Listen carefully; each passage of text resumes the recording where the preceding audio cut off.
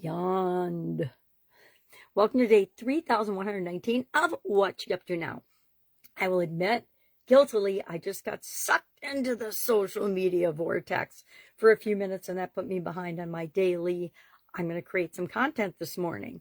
Well, today we're talking about, in both the Supersize challenges, Supersize Your Business and Supersize You annual challenge, we're talking about spirituality all this month. And with respect to that, this week, we're focusing on different spiritual practices. And the first one we're talking about is meditation and going deeper with respect to our meditation. Surface meditation is great for everybody and all of us to be better leaders, to be better humans.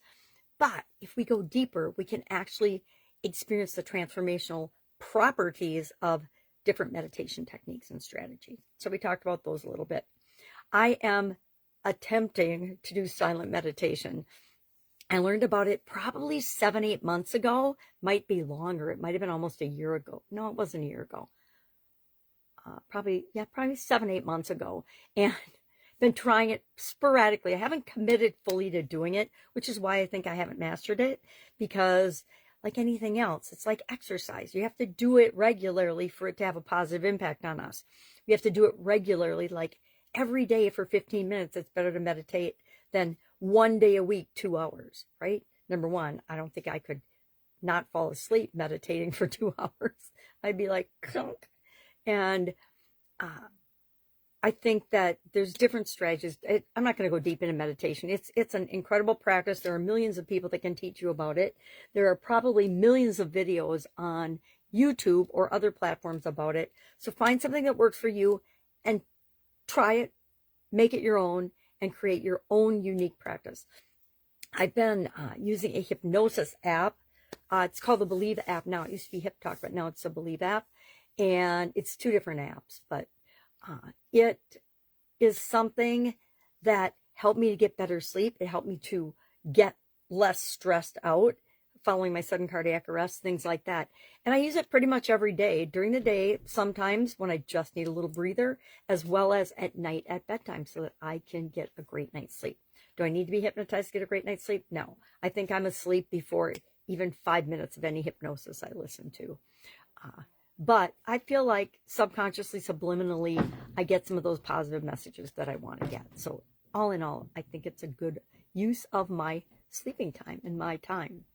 Like using your time commuting to learn something by using, audio in your car. I spent a lot of time in traffic in corporate America, and I was like, I can't stand this. I'll get all stressed out if I'm just thinking about the traffic. But I started to use it as my university on wheels, and I got literally a doctorate in education by listening to things in my car to and from my commutes at work. What else is going on? So we're talking about supersize challenges. We're talking about AI. I've got a whole list of AI things and that I'm trying to do, little things that I can offload that can be automated in my life, which is what I teach other people. I don't teach other people to do that, but I encourage them to. But I don't encourage anybody to do anything if I don't do it and test it out myself first. And I'm very new to AI. I am the first to admit that I'm not an early adopter of different technologies. I like technology, but I'm not going to be the first one to go and get all the arrows in my back, as Russell Brunson says, trying out something new. I have a sister that's a great technology first adopter, so I let her do that. And if it works, I do it. I still haven't switched to the iPhone. I'm just going to put that out there.